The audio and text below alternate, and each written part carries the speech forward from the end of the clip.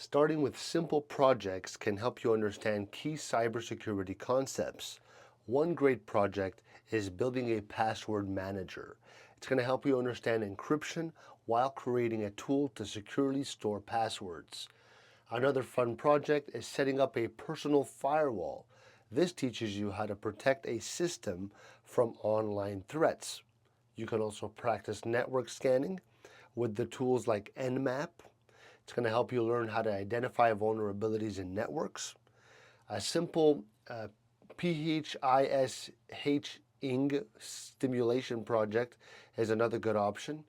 I'll put the word in the description. Creates a mock email to understand how the attacks work and how to avoid them.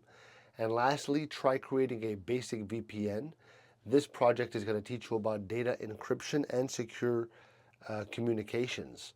So these projects give you hands-on experience to make you more confident in cybersecurity skills. So get started today and start building your future in cybersecurity. I'll put everything I said in the description. Love you.